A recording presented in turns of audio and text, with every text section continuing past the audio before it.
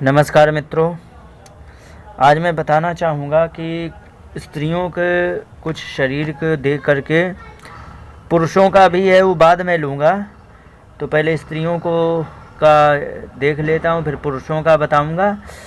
तो कुछ अंगों को देख करके दूर से जो दिखाई पड़ जाते हैं उनसे उसके जीवन और चरित्र का अंदाज़ा लग जाता है, कैसा जीवन रहेगा और उसका चरित्र क्या है, इन सब का अंदाज़ा लग जाता है।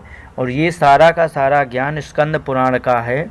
तो स्कंद पुराण में बड़े विस्तार से ये दिया गया है, तो चाहें तो उसे आप पूरा मैंने बना दिया है, तो इसको आप देखें। और इसमें मैंने चालू किया, तो आज इसी अध्याय में चलते हुए अब मैं स्त्री के पैरों की उंगलियों के बारे में बताना चाहूँगा कि पैरों की उंगलियाँ क्या कहती हैं, किस प्रकार की स्त्री की पैरों की उंगलियां क्या कहती हैं, इसके बारे में मैं बता दूं। तो पहले अंगूठा ले लें। जिस स्त्री के पैर का अंगूठा ऊंचा हो, मांस सहित हो, मांस भी हो उसमें, और गोल हो, वह स्त्री बहुत ही सुख देने वाली होती है। मांस सहित का मतलब एकदम गोल मटोल चिकना अच्छा हो, वह स्त्री बहुत ही सुख देने वाली होती है। और जिस स्त्री के पैर का अंगूठा टेढ़ा हो, थोड़ा टेढ़ा होता है, उंगलियां जिस तरह पैर की होती है उससे थोड़ा दूसरी साइड में झुक जाता है, वह अंगूठा बहुत खराब होता है। ऐसी स्त्री को जिंदगी में सुख नहीं मिल पाता है, वह सौभाग्य को ख़त्म करने वाली होती है और सुख ही नहीं रह पाती। माँ बाप ब्याह के पहले माँ बाप को परेशान करती है, कैसे कि वो ब्याह के लिए बड़े परेशान रहते हो। जब ब्याह होके जाता है तो वहाँ पर ससुराल में जाके परेशान करती है। और हर जगह वहाँ पर अगर जो अच्छा मतलब है, सब कुछ चल रहा है, लेकिन उसके जाने के बाद सब उल्टा सीधा होने लग जाता है, जिससे कि जिसको कहते हैं मनहूस स्त्री, तो ऐसी ही मनहूस स्त्री हो जाती। तो टेढ़ा अंगूठा खराब होता है। और बहुत बड़े अंगूठे वाली स्त्री विधवा होती है, और बहुत लंबे अंगूठे वाली स्त्री दुर्भगा होती है। जैसे कि बड़ा हो गया अंगूठा, मतलब उंगलियों के एवरेज में वो ज़्यादा बड़ा हो गया, तो मोटा भी है बड़ा भी है ये, तो इस हिसाब से जो स्त्री होती है तो वो विधवा हो जाती है और लंबे अंगूठे वाली दुर्भगा होती है। अब इसके बाद पैरों की उंगलियों को बता दें। तो पैरों की उंगलियों के बारे में आगे लिखा है, उंगलियों के बारे में लिखा है कि इसमें कि जिस स्त्री की उंगलियां मुलायम हो, घनी हो, किसी किसी की बिरली होती हैं, इधर उधर छिदरी दूर दूर होती हैं, तो अगर जो ऐसी है तो वो खराब होती हैं। और जिस स्त्री की उंगलियां कोमल हो, मुलायम हो, घनी हो, गोल हो, वह स्त्री बहुत ही शुभ होती है, जीवन में वह बहुत सुखी रहती है। और जिस स्त्री की पैरों की उंगलियां लंबी हो, वह कुलटा होती। कुलटा का मतलब समझते हैं? वह स्त्री एक पति से कभी खुश नहीं रहेगी, वो और को ढूंढती रहती है, तो ये होता है कुलटा। ऐसी स्त्री कुलटा होती है, जिसकी उंगलियां ज़्यादा लंबी हों, पतली पतली हों, लंबी हों, वह कुलटा होती है। और पतलियों उंगलियों वाली जो केवल लंबी नहीं है लेकिन उंगलियां पतली हैं, तो वह धनहीन होती है। और बहुत छोटी उंगलियों वाली कम उम्र की होती है, किसी किसी की उंगली ऐसी लगती है पैरों की जैसे कटी हो, तो कम उम्र वाली होती है। ये होता है छोटी उंगलियों वाली जो होती है वह कपट करने वाली होती है।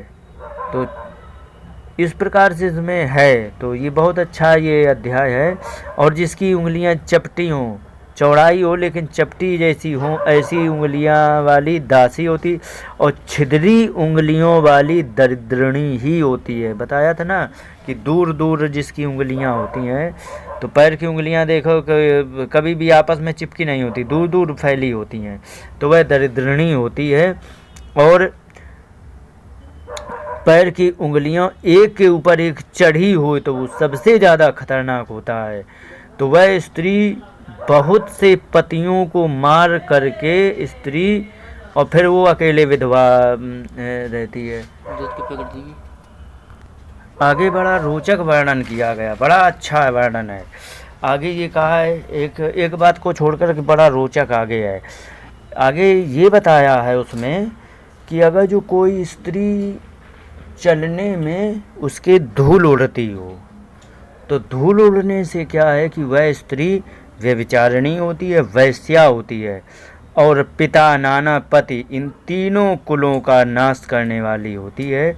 तो इसके बाद जो बात आई है, ये ऐसी बहुत कम, रेयर कोई एक मिलती हैं, बहुत कम मिलती हैं, पर मिलती ज़रूर है। हाँ बताओ। और आगे जो ये कहा है, बड़ा विचित्र कहा है कि जिस स्त्री का अगर जो चले तो या फिर पैर रखा दिया जाए, तो उसमें क्या होता है कि पैर रखाने से उसकी जो 5 उंगलियां होती हैं तो कोई एक ज़मीन पर नहीं छूती है। मैंने देखी है और आपको बहुत देखने को मिलेगी, कोई भी देख सकता। तो उसमें क्या होता है कि अगर जो एक अंगूठे से ठीक दूसरे तरफ की बात कर रहा हूँ, अंगूठे की जो सबसे छोटी कनिष्का उंगली होती है, तो कनिष्ठिका उंगली में ये से शुरू होता है, आगे बता रहा हूँ। यदि कनिष्ठिका उंगली उसकी ज़मीन पर ना छुए तो वह स्त्री एक ब्याह करने के बाद दूसरी जगह जाएगी, या वो विधवा होकर के या तलाक होकर के वह दूसरी जगह जाएगी। अगर जो 2 उंगलियां उसकी ज़मीन को नहीं छू रही हैं तो वह 2 ब्याह करने के बाद फिर तीसरी जगह जाएगी। यदि तीनों नहीं छू रही तो 3 ब्याह करेगी वो। तो इस प्रकार से इसमें है। तो इनका तो इस प्रकार से है। अगर जो उसमें इनको क्या है कि अगर जो इनकी जितनी उंगली नहीं छू रही वो उतने ब्याह करेगी, माने ब्याह हो गए, और जो ज़मीन पे नहीं छू रही हैं उनके साथ नहीं रहेगी। और जो आगे जैसे कि 4 उंगलियां यदि नहीं छू रही तो 4 ब्याह ही वो करेगी, ये पक्का होता है। अब इसके आगे का बड़ा विचित्र है, बहुत सा देखने को मिलेगा कि किसी किसी स्त्रियों को मैंने खुद देखा है, छोटी छोटी बच्चियों को ही देखा, तो उनके क्या होता है कि पैर की 2 उंगलियां, कनिष्ठिका और अनामिका, ये जो होती हैं उंगलियां, तो ये जो 2 उंगलियां बहुत छोटी छोटी होती हैं, और ये छोटी छोटी होती हैं। ऐसी उंगली वाली पतिहीन होती है, वह पति के साथ नहीं रहती, या फिर पति को मार देती, या उसका जीवन अकेले ही गुजरता है। और इसके बाद बता दूं, आगे बड़ा विचित्र है, जो जिस स्त्री के अंगूठे के पास की उंगली जो होती है वो बड़ी यदि हो तो वह स्त्री या तो बिना ब्याहे रह जाएगी, या और व्यभिचारिणी माने वो ब्याह के बिना ही व्यभिचारिणी हो जाएगी। ब्याह के बिना का मतलब समझे नहीं? ब्याह के बिना का मतलब ये है कि वह ब्याह होने के पहले ही व्यभिचारिणी हो जाएगी। वो कई एक अपने बॉयफ्रेंड बनाएगी और व्यभिचार करना शुरू कर देगी। इससे अधिक मैं कुछ नहीं कह सकता हूँ। तो ये है, ये पैरों की उंगलियों से पूरे का पूरा जीवन चरित्र समझा जा सकता है। तो इस प्रकार से ये इसमें वर्णन किया गया है। आगे और बहुत अच्छा आगे वर्णन है, इसी प्रकार का रोचक ज्ञान है इसमें। तो आगे भी मैं इसको लेने वाला हूँ। तो ये पैरों का तो मैंने बता दिया, पैरों की उंगलियों का बता दिया। अब आगे भी बताने वाला हूँ, नाखून कैसे हों, तो उससे क्या वो मतलब उसका चरित्र होगा या भाग्य कैसा होगा। और आगे मतलब यदि पसीना आता है तो क्या होगा, कम आवे तो क्या होगा, बदबूदार पसीना है तो क्या होगा। बहुत सारा इसमें अभी ज्ञान बाकी है, मैं इन सभी को लेने वाला हूँ।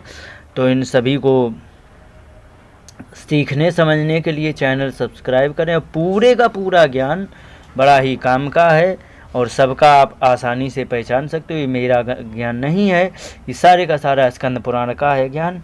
तो इससे मैंने ये सीखा है और वही मैं बता रहा हूँ।